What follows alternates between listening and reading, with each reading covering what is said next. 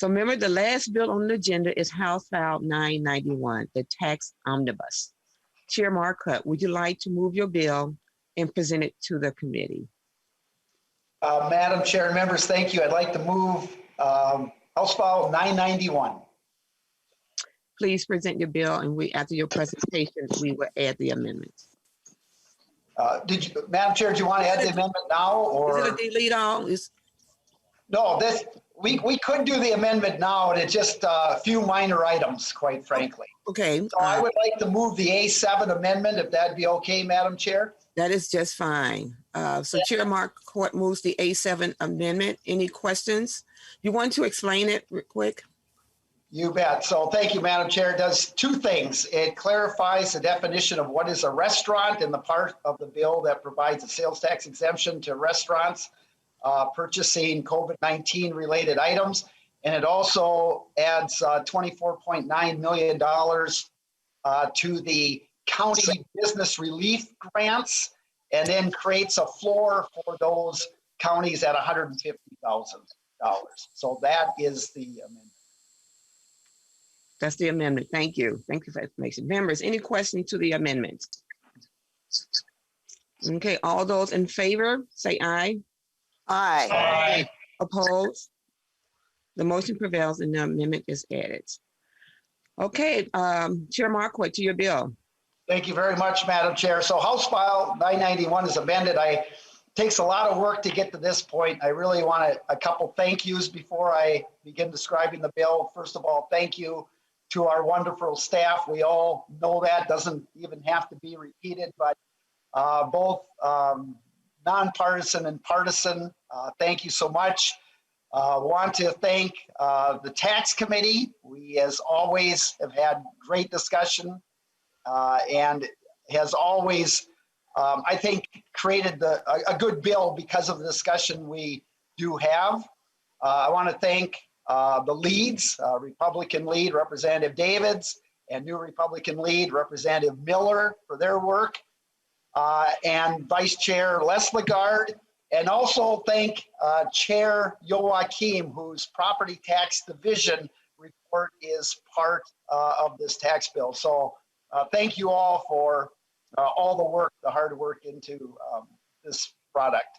So members, this tax bill stands up for families, workers, students, and small businesses. And I have no doubt that this bill will make a positive difference in the lives of those who got hit hardest by the pandemic. And as I mentioned, that was our families, our workers, our students, and small businesses.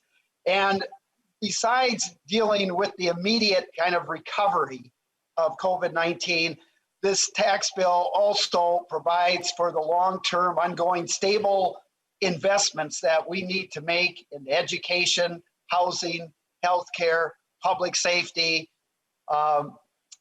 those areas that post-pandemic will make these areas stronger and create a better and stronger Minnesota for everyone, everywhere in this state. So specifically, the tax bill, it provides over $1 billion of tax cuts and aids to our families, our workers, and our small businesses, not just to deal with the recovery for COVID-19, but also to position our families, workers, and small businesses for a stronger foundation so they can be better and stronger into the future. And this bill has a zero target, as you know. So those $1 billion of tax cuts and aids are paid for by creating a tax bill that levels the playing field, creates more tax fairness, and narrows the income inequity and inequalities that we have in this state. So members, what's in the bill? I first of all will say that on the production, it's a bipartisan bill. There are at least, and I might have missed one or two, at least 29 Republican provisions in the bill. The largest component of the bill, 60%, is federal conformity. So we are a static conformity state, which means unlike a lot of other states, we don't automatically conform when the federal government does. We're static, which means we conform up to a specific date. And the last date was December 31st, 2018. And so there's been like 5 actions since then by the federal government, and 60%, $600 million of tax cuts in this bill is that conformity. And not only does it provide a tax cut when you conform, but it also makes tax filing simpler. And anytime we can do that, it's a good thing. One half of the bill is 2 major areas that have had strong bipartisan support. So first one is the Paycheck Protection Program. This bill conforms to the first $350,000 of every loan.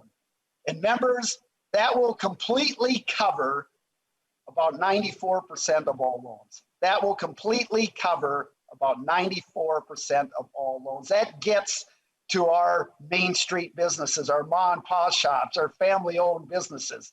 Think about it, our hardware stores, our groceries, our restaurants, beauty salons, fitness centers. And you can go to federalpay.org, which gets statistics from the Small Business Administration. And so I did some research, and at $350,000 on loans, it covers 91.4% of all restaurant loans in Minnesota, 99% of all loans that went out to beauty salons in Minnesota, and 97.4% of all loans for fitness centers. And this could provide a tax break for a business of up to over $34,000. And so this is about $240 million tax cut. Another big area, of course, is on unemployment insurance compensation.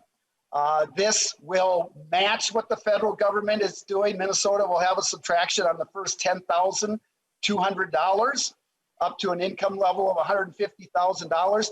This will provide tax cuts, very important tax cuts, to over 500,000 Minnesotans. And if you're like at the first tier 5.35% rate, that's about a $545 tax cut per person. So if you've had a person and their spouse, you can times that. That's over $1,000 of relief to that family. So that's about $235 million. So half the bill is really in those 2 areas, which is really important. It's going to help families and those who during the COVID-19 lost their jobs. So what else is in there for individuals? There's a $60 million expansion of the working family credit. That is a credit and a very successful program that rewards work. It lessens poverty. It creates a great transition from welfare to work. And every study that you look at shows the impact of the working family credit. We increase that by $60 million. We also expand in this bill the homestead credit state refund and the renter's credit. So that will equate to $30 million of property tax cuts. And so it will impact about 75,000 homeowners at an average tax cut of about $184. And for renters, it will impact 275,000 renters with an average cut of about $57. The student loan credit is expanded, about $9 million for those who have student loans. Housing, $55 million go into housing, into workforce housing and workforce affordability. And one area which I think is really going to be beneficial is $25 million of homeless housing aid going out to counties. And counties have told us that a big issue in their counties is housing instability. And that housing instability, where you've got students and others that don't have a shelter over their head, increases their cost and increases their property tax levies. And so this is a formula that will be sent out based on the number of students that you have homeless. And as a teacher myself, I don't know how a student can learn if the night before they didn't have a roof over their head. This is going to be excellent. There's also about another $70 million of conformity for individuals dealing with charitable contributions, firefighters and first responders, student loan payments, and others. So quite a bit there to individuals. How about the small businesses? Besides the Paycheck Protection Program, the county business relief grants, $95 million go out to these businesses. And we talked about that we weren't going to leave any businesses behind. So this is going to go out to those businesses that might have got a PPP loan, but because they didn't make any money this year, they're not going to see any immediate impact. They can get money from the counties. Or maybe they didn't get a PPP loan, or they've fallen through the cracks. And the good thing about this is that our counties have been super great partners. They've already done this twice. The CARES funding, they dished out about $100 million. And then in November, the state sent another $115 million around to be sent out through the counties. So the counties right now have already distributed about $215 million, about 15,000 loans or grants out to businesses in their communities. So this is a distribution method that works, and it's going to get out and make sure we don't leave any business, small business, impacted by COVID-19. They're going to be, none of them are going to be left behind. Every county is guaranteed about $150,000. There's a couple extras on that is Hennepin County gets $4.75 million extra to go to businesses impacted by fires. This is the same type of treatment Melrose and Alexandria is getting in the bill. And also $2 million is going to extra to Lake of the Woods County for the Northwest Angle. If you've heard about that, if you've ever gone up there to fish, the only way you get there by land is through Canada. And that's been closed because of COVID-19. And this year they built a 30-mile ice road to get there, but business has really plummeted, and there's $2 million for that. Also, there's a statewide levy. We've increased the market value exemption from $100,000 to $150,000. That's $31 million of property tax relief for, again, your Main Street small businesses. And so now about $10.5 billion of market value is exempt from the statewide property tax. Mentioned a little bit in the amendment, there's a sales tax exclusion for up to 10,500 restaurants who could qualify, up to $1,000 of sales tax exemption, which would equate to a little over $14,000 of purchases for things that they had to do to cover the health requirements under COVID-19. So this would help a lot of those restaurants. There's another $60 million of other conforming to tax, no taxes on EIDL loans or SBA loans. And there's also some things in here for farmers. It fixes the Section 179 little glitch we had to fix. It increases the beginning farmer's credit and also increases qualifying relative homestead, which is will benefit a lot. So members, those are kind of the main areas of where these dollars are going. How do we pay for that? We do that by creating a tax system that levels the playing field, creates more tax fairness, and addresses the income inequality that we have. So there's two main ways in which we raise the revenue. Number one, we create a fifth tier, marriage joint filing over $1 million, an increase percentage rate of 1.3%. Members, we know that this COVID-19 has hit people very disproportionately. We know that the poorer you were, or if you were a minority, the harder you've been hit by COVID-19. The most recent deed report that came out, it was the March unemployment data that came out just this last week showed that Black Minnesotans have a 9% unemployment rate, 50% higher than whites. We know that 57% of those who received unemployment insurance represent the bottom 40% of our income levels. And where typically, when we go into economic downturns, the income disparity tends to get closer because stocks and capital gains and so forth are lost. This has been historically unique in that the income disparity has actually gotten greater. And so we deal with that in this bill. And also I will say that the fact that our frontline workers and small businesses sacrificed, they might have closed down and so forth, their sacrifice made this state healthier and helped people who are doing very well to do better. The second way in which we raise revenue is by addressing a huge problem, a huge unfairness that we have in the state. And it is bringing back income and profits by corporations that have been earned here in the state of Minnesota, but through multinational corporations shifted to countries like Bermuda and the Cayman Islands. We bring those dollars back to Minnesota. And we do that not through the tax havens that you remember Representative Hornstein used to do.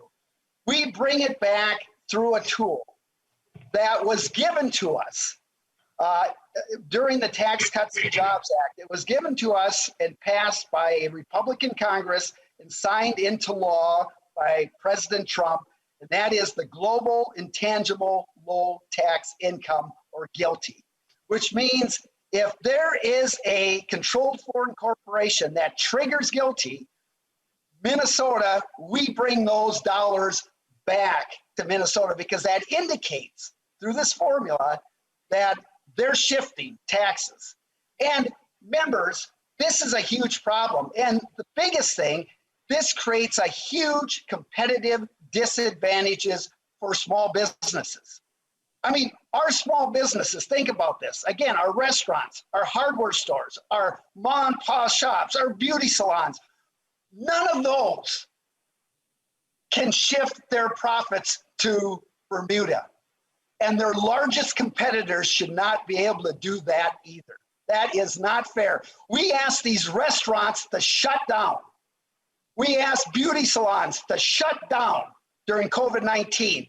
They sacrificed. And we can't ask these corporations who are earning profits in Minnesota, but shifting them because they can do that. It's legal. They can do it.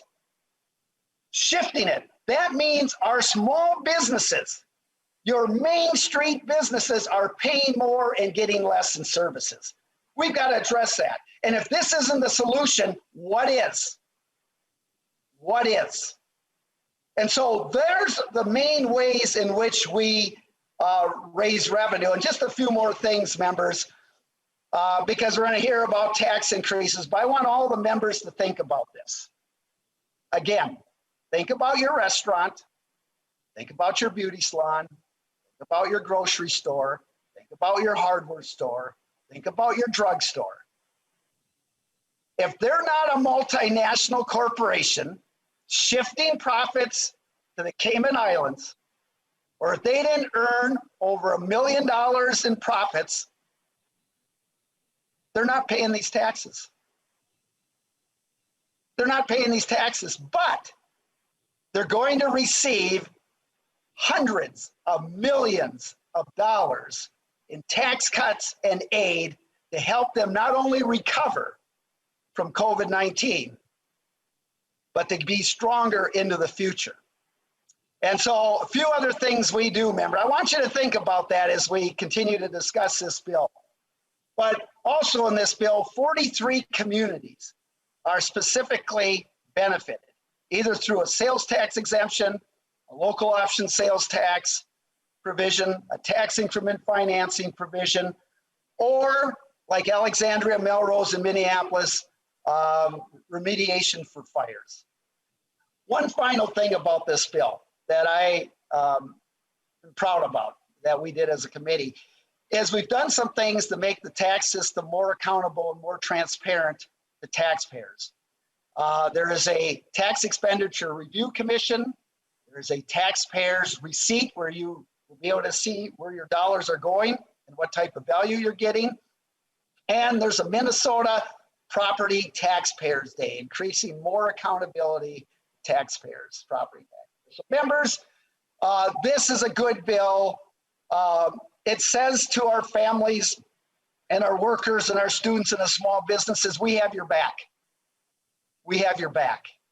And we do that.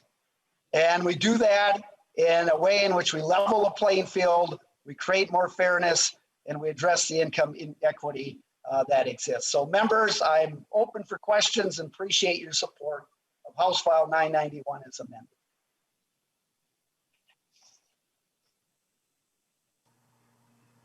Madam Chair. Got it. Got it. Thank you, Chair Marquart. Members, do you have any questions or comment? I see Representative Petersburg. Thank you, Madam Chair, and Chair Marquart. I just love your passion for taxes. I enjoy dollars and dealing with statistics as well. My concern isn't a concern so much as a very brief question. Some of the controversy that we've had is over the PPP loans and taxation and so forth of it, as well as unemployment. I'm just unclear as to whether or not all the grants and stuff that we have for small businesses and individuals, did we make them tax exempt this go around, or are they still going to be hit with the government taking back some of that? Chair Marquart.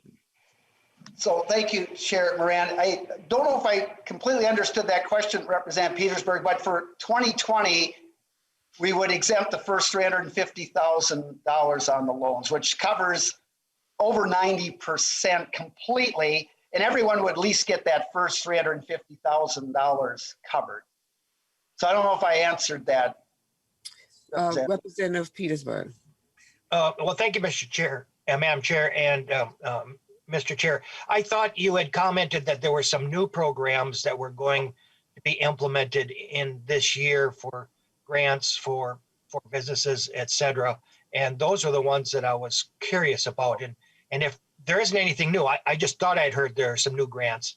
And if there's not, that's fine. But if there is, are we making sure that those are tax exempt? Chair Marquart. Yeah, thank you, Chair Moran. So in this bill, new grants would be those county relief business grants, and those would not be taxable. Okay. And so as far as my indication there, but I think, you know, DOR, Department of Revenue is on the line. They could ask about that. But I do know also that in the conformity on the EIDL grants and some small business association administration loans and grants, we are conforming to that in this bill too. But the question on the grants that go out to businesses through the counties, that would be a good question for DOR, if that's what you're asking, Representative Petersburg. It is. Okay, can I have someone from the Department of Revenue respond to Representative Petersburg question around grants? Who do we have on? Let's see here. Hi, Chair Moran. Hi. For the record, my name is Tracy Fishman. I am an assistant commissioner for the Minnesota Department of Revenue. I do want to make sure I answer this question accurately. From what I understand, the business relief payments that were issued most recently through March 15th, those grants directly to businesses were taxable. But if we have any other or additional or different information, I will get back to you as soon as I can. Representative Petersburg. Thank you. So would that be the same truth in these new grants going through the county as well, that they would also be taxable? Ms. Thank you, Fishman. Madam Chair. Yep. Madam Chair, Representative Petersburg, Mr. Klayman could answer that too. I think we've got House nonpartisan staff on. I'd rather have him answer that than me. I would think it probably would be the same treatment, but if Mr. Klayman could answer that. Okay, to Mr. Clayman. Thank you. Yes, Madam Chair and members, I think we'll give this a qualified yes. It looks like those grants would probably be taxable in the same way that they were. The grants back in December were taxable. Again, with questions like this, we always want to put in some due diligence and some research before we provide a more definite answer. But I think for now, a qualified yes is the best answer for that. Representative Petersburg. Thank you. And I guess that gives me a little bit of a concern. As you know, that's one of the struggles that we've had in the past, is that it's businesses who get these grants to really help themselves out, and then all of a sudden find out that they have to pay some of it back, is very troublesome. And I'm surprised that we didn't make sure that this go around we would take care of that before, so we didn't have to deal with it in the past. So we may have some more discussion on the floor as well, but thank you, Madam Chair. Thank you, Representative Petersburg. Representative O'Neill. Madam Chair. Chair Marquart, I'm looking at the bill and I see that you've included Representative David's bill, House File 1503, that unilaterally exempts construction material sales tax for police and fire stations owned by local governments starting June 30th of 2021. My question is, because of COVID, there's a whole bunch of projects, and mine included, in Buffalo, and you graciously gave us a second hearing because COVID happened and everything came to a screeching halt. Are you somewhere in the bill? I'm not seeing it. If I'm missing it, let me know. But I don't see several projects that probably should have been included in the fire station in Buffalo, fire station in Minnetonka, Maplewood, St. Peter. There's a whole list of them, Bloomington, Proctor, on and on and on. I'm just wondering, I'm hoping you didn't leave out some local projects in doing the 1503 bill. I'm just wondering if you could clarify. Chair Marquardt. Thank you very much, Madam Chair. Representative O'Neill, I'll give this to Ms. Hagler, but so I think they should all pretty much be covered. Representative David's bill was kind of a blanket, and so where that covered some, we still have it, I think, listed in the spreadsheet, but it would be covered under Representative David's bills, and the other ones, if it was before this date, would stand kind of on their own. But Ms. Hagler, I think, could answer that question. Ms. Hagler, to Representative O'Neill question. Chair Moran and Representative O'Neill, yes, in the sales tax article, starting in section 11, there are these city-specific sales tax exemptions. And so what happened with the city of Buffalo, the dates were adjusted a little bit to account for the project before June 30 of this year. And so the sales tax exemption goes back to March 31 of last year, and then all the way up through July 1 of this year, when the David's provision would take over for that. And then the provisions for the other localities are in sections 11 through 20. So they weren't necessarily left out. They're just either covered fully by the David's exemption or covered up until the David's exemption, if that makes sense. Thank you, Ms. Hagler. Representative O'Neill. Thank you, Madam Chair. Thank you. I was hoping that was the answer. And Representative or Chair David, or Chair Marquardt, excuse me. Just wondering, I was writing down all the tax exemptions. I think you kept saying billions when you meant millions, but in any case, what you didn't say once you said all of the exemptions were the revenue raisers. Can you just tell me what the fifth tier and the guilty changes would raise in each of those two categories? Chair Marquardt. Madam Chair, Representative O'Neill, without looking at the spreadsheet, I think I know this. The fifth tier would raise 563 million over the biennium, and the guilty provisions raise 399.5 million. Representative O'Neill. Okay, thank you. And also, let's see. So that's pretty close to $1 billion. Is there something else that you're doing to raise revenue, or is it just those two? Chair Marquardt. Yeah, thank you very much, Madam Chair and Representative O'Neill. There's another $53 million on repatriation dollars that have come back from that were earned in foreign nations that have come back, that would be taxed. And then there is, I think, $6.2 million to try to clarify resident trust. There was a couple, there's a Minnesota Supreme Court case that dealt with that, and then the U.S. Supreme Court wouldn't hear the case, so it's trying to fix that language. And then there would be a little bit on including vapor heating devices as part of basically cigarette taxes, which I think is maybe another 1.8 million. So, 95% of it would be those first two items we listed. Yep. Representative O'Neill. Yeah, thank you, Madam Chair. I see our lead has more questions, so I just wanted to clarify those few things as I was looking through the bill, and I appreciate the clarity. I will look closer at section 11 and make sure that all that's there, because I know these communities that really for no fault of their own because of COVID, we weren't able to do the tax bill in the last biennium for these, I don't know, about a dozen or so local communities. So I just want to make sure that's there, and I appreciate your feedback. Thank you, Chair Marquart. Thank you, Representative O'Neill. Representative Garofalo. Thank you, Madam Chair. I just want to make sure that there's no other members of the committee who wish to speak on the bill before I give my closing comments. Okay. I don't see anyone, but is there anyone else who who have a question or comment? To you, Representative Garofalo. All right, thank you, Madam Chair. Madam Chair, members, Representative Marquart, usually Representative Davids likes to name the tax bills. He likes to give them assign a song name from it, and he does a better job than me at that. But I was trying to figure out what song Representative Davids is going to assign to your tax bill, Representative Marquart. And my first thought was maybe this song by Metallica off the Master of Puppets album, "The Thing That Should Not Be." I thought it might be that, and then I thought, no, a better one would be one of the songs off of Led Zeppelin's first album, and that would self-titled debut album, Led Zeppelin, and that song would be "Dazed and Confused." I think that would be an option too.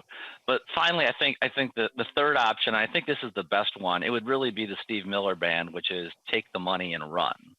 I think that's probably the best way to name this one. And Representative Marquardt, I think a lot of people are watching today's hearing more than normal. People who are either unemployed or small businesses whose PPP loans are now subject to taxation. It takes state action, as you mentioned, to take state action to conform us with that and make sure that those loans are not taxed. They don't understand, these business owners, they don't understand the legislative process. Everyone tells them that they're in favor of forgiving their loans, the taxes on their loans, so they don't have to pay in either taxes on unemployment insurance income, paying taxes in on PPP loans. Explain to people why, for those listening, explain to them why those two provisions that we all agree on, with the state of Minnesota having a budget surplus, why can't we pass those provisions separately and then fight about everything else? Why does everything else have to be attached to the PPP loans and the unemployment insurance tax relief? Chair Marquardt. Thank you very much, Madam Chair. Representative Garofalo. First of all, we're waiting for the Senate to come up with their tax bill yet. The bill that they had before, Senate File 263, was incomplete because it did hardly anything for unemployment insurance. And one of the things that I think I've emphasized in this bill is that we're trying to, and we've been ready to do this from day one, is to do a bill that includes everyone. Don't leave anyone behind, because we know that so many workers and families and small businesses were hurt by this pandemic, but they might not have benefited from the PPP loan forgiveness. And so part of it is to make sure that we get everyone together. But we understand the importance of this and to try to do this as quickly as possible. And I'm hoping that, we do have a little more time. May 17th was the filing deadline, was extended. We're hoping we can get this done quickly. I'm hoping leadership and the governor can come together yet and come to an agreement well before May 17th so we can negotiate this with the Senate and the governor and get things done. So we want to do it as quickly as possible, but one thing we've really demanded on the House side is that it include everyone. And you know, what I've seen so far hasn't done that on the Senate side. Representative Garofalo. Thank you, Madam Chair. And Representative Marquardt, again, the issue of unemployment insurance being excluded from taxation and the PPP loans, there's no one in the legislature against that, Republican or Democrat, House or Senate. So why do all these other things get attached to those two things? The guidance we have from the federal government on this, if we just conform to their tax laws, we can do this. You mentioned in your comments the concerns about equity. We know that ethnic minorities are the ones who are disproportionately paying these taxes. So why do we have to put in these long list of tax provisions and attach it to these? Why can't we just do the UI and the PPP for people who are watching, small business owners? Just explain to them that fact. You said you want to take care of everyone. I respect that, but why can't there be two separate tax bills? Why can't you put the UI and PPP loans into one bill and then put all this other tax garbage into another one? Explain to the public why that can't happen. Chair Marquardt. Madam Chair, Representative Garofalo. Well, first of all, the Senate, I don't think has even heard a full exemption to unemployment insurance. So you talk about everyone being on board on the unemployment insurance. My understanding is the Senate is not on board. They're not even close on conforming to the unemployment insurance. And so that's totally unacceptable.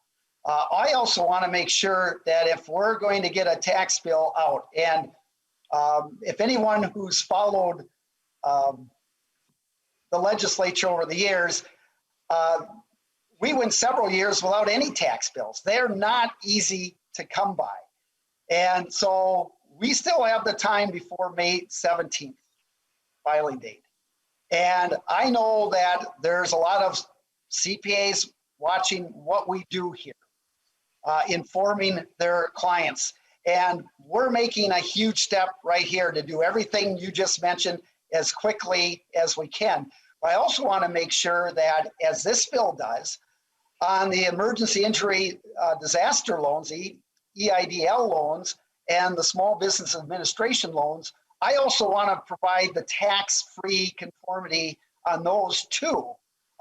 Charitable contributions, there's a number of things that we may not get done either. So I think we all agree on the PPP loans and the unemployment insurance loans, but I think we have a lot of people that also say we should make sure we get these other things done too. But as I said, the Senate has not agreed. I don't know if they're in support of unemployment insurance full conformity right now, because they have not demonstrated that to this point. Representative Garofalo. Well, Madam Chair and Representative Marquardt, I don't like to speak for other legislators, and I don't like to speak for the chair of the Senate Tax Committee, but it's documented publicly, verbally, and in writing that both these provisions are unanimously supported by the legislature. House and Senate, Republican, Democrat. The chair of the Tax Committee has stated her support for it. And so all the other issues you're heaping onto this issue, right? So first of all, the CPAs, you're right, they're watching, because what you're doing, Representative Marquardt, is you're ruining their summer. Because now, instead of them finishing up their work right now and being done with it, they're going to be working through May and June. So you're right, they are absolutely watching this. But I understand the points that there's these other items that you want to have attached to this. I understand that, and that there are legitimate, authentic tax fights. You're saying you're not sure what the Senate's going to do on UI, or you're sure what they're going to do on PPP. They've said publicly they support those things, but let's just say for the sake of argument that you're right, okay? If we pass a bill that just does UI and PPP, right? And then the Senate doesn't take action on it, then you're 100% right, you get to blame them. It's their fault. We can all criticize the Senate for it. But what is the downside? Why, as a member of the House, why would any member of the public look at this and say, why not just pass the UI and the PPP? Don't blame the other party. Don't blame the other chamber. Why wouldn't we just do that part we agree on now? Explain to the members of the public, because they're looking at it going, wait, if everyone's in favor of it, why can't you do it? Just explain to them why you can't have more than one tax bill leave the House floor. Chair Marquardt. Thank you, Chair Moran and Representative Garofalo. We're still down 167,000 jobs. The leisure and hospitality industry is still down about 56,000, 21%. We've got families that don't know where their next paycheck is coming from. We've got people who have been unemployed for a long time. We've got businesses not knowing how they're going to survive. We've got frontline workers who were out there treating the people who were sick. And when they came home, to make sure that they didn't spread this on to their family, would either have to sleep in another room or another building or something. Representative Garofalo, I'm a lot more concerned about those folks than our CPAs having to work a little bit more this summer. That's what this bill is about. And that is why we're going to get a bill, because there is no guarantee. People watching, there is no guarantee there's going to be another train leaving the station. And we're going to make sure on the House DFL side that our workers are taken care of, our families are taken care of, our Main Street businesses are taken care of. Everyone, everywhere, not just a select few, everyone is going to be on that train. And that's what we're going to do here. And so I think we're talking in circles here, but believe me, I care a lot more about these people who have lost their jobs and their families who are sacrificing the small businesses, quite frankly, than CPAs having to work a little bit more. Well, Madam Chair, and in closing, it took 4 times to ask the question, but Representative Marquardt finally answered at that time. And the answer is he and the House DFL are taking hostages. That's what they've done. They've taken the unemployment insurance taxation exclusion. They've taken the PPP loans. They've taken them hostage so that they can build leverage or attempt to build leverage for their tax increases and other goofy revenue ideas at a time when we have $8 billion in federal money, $2.5 billion sitting in the bank, and a $1.5 billion budget surplus. Even then, the Democrats still want to raise taxes. And worst of all about these tax increases is by holding on to the UI, who are they really hurting? Are they hurting, wealthy white people out in the suburbs? No, that's not who's getting damaged. Even in Representative Marquardt's own testimony, he highlighted who is being hurt the most by unemployment. It is people of color. It's low income, middle income folks who right now are having to pay higher taxes to the state of Minnesota when none of our neighboring states are doing this. None of them. It is literally a tax increase on people who lost their jobs last year. And rather than just passing what is agreed on, the House DFL has plenty of leverage on the Senate for all these other issues, all these other obscure tax provisions. But for those who lost their jobs last year, the reason why they're having to pay money into the state of Minnesota is because the House DFL wants political leverage. This is a chip. It's a trading chip, a negotiation tactic at a very time when people need help the most. So what's going to be fun is this bill is going to leave the floor, and I am hoping my Senate Republican colleagues do the smart thing, and that is they take everything out of this bill and they just send back the UI and the PPP. Just put those provisions on and send them back. Boy, is that going to be a fun vote on the House floor for that concurrence motion. But the idea that we have to have this consolidation, one size, everything jammed into one bill, high stakes, take it or leave it bill, this is nothing but an excuse for the sequel of the leadership tribunal. This is a recipe for 3 people making all the decisions and telling everybody else what to do.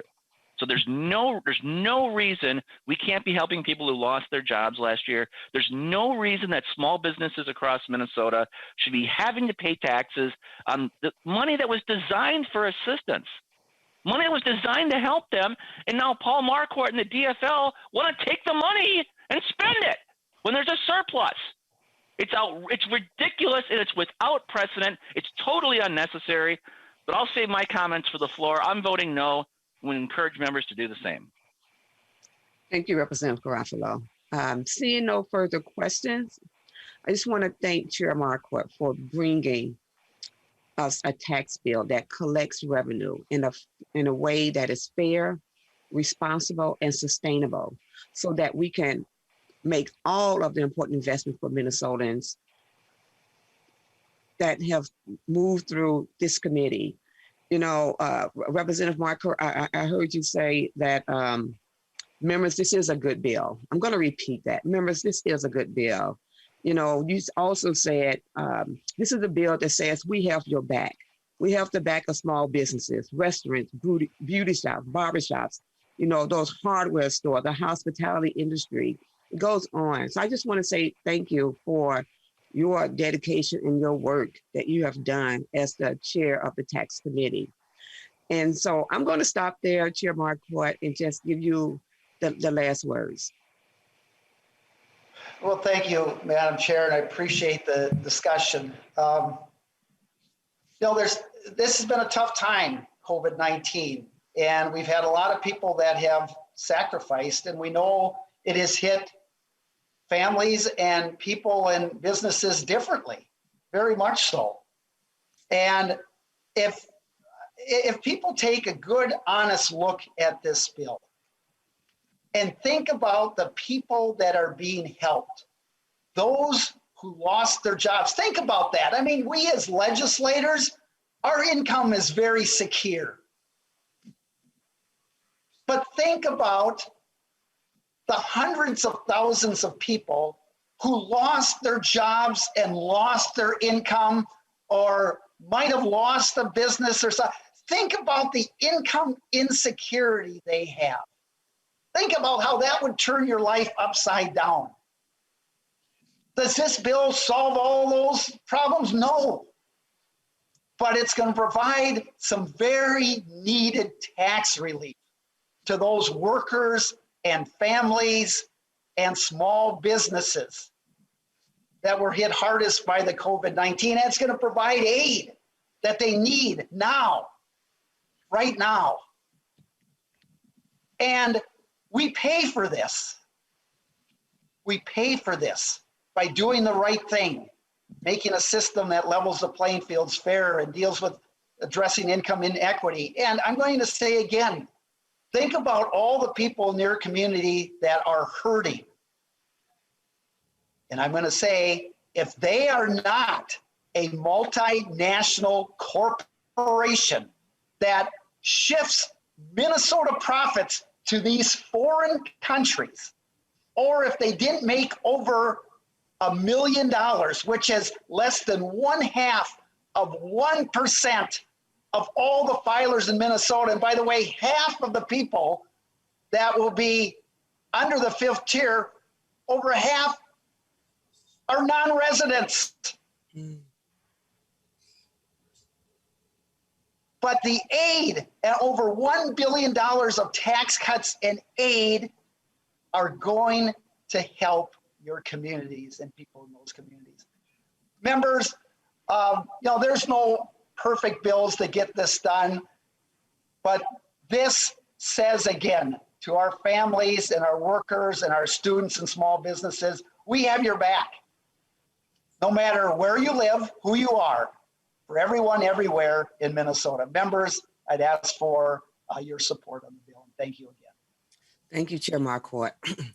There being no further discussion, Chair Marquardt renews his motion that House File 991 as amended be recommended for placement on the General Register, and that nonpartisan staff be instructed to make any necessary technical corrections. Ms. Sparkman, please take the roll. Chair Moran. Aye. Moran, aye. Vice Chair Olson. Aye.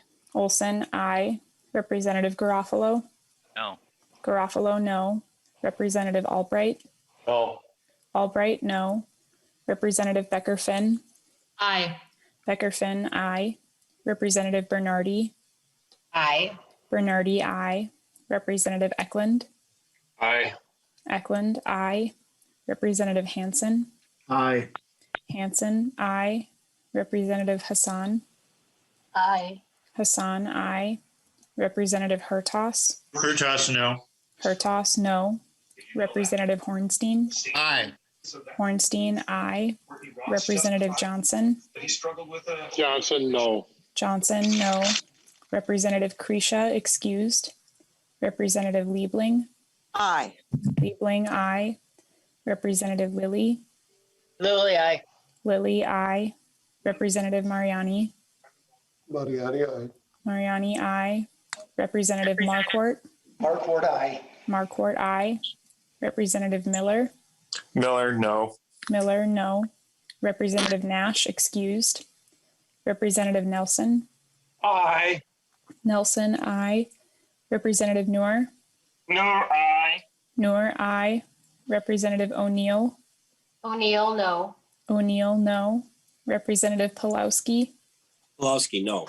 Pulowski, no. Representative Petersburg. Petersburg, no. Petersburg, no. Representative Pinto. Pinto, aye. Pinto, aye. Representative Schumacher. Schumacher, no. Schumacher, no. Representative Schultz. Schultz, aye. Schultz, aye. Representative Scott. No. Scott, no. Representative Sundin. Aye. Sundin, aye. 17 ayes and 10 nays. Okay, there have been 17 ayes and 10 nays. The motion prevails. House File 991 as amended is recommended for placement on the General Register. Thank you, Chair Marquardt. Thank you, Madam Chair and members.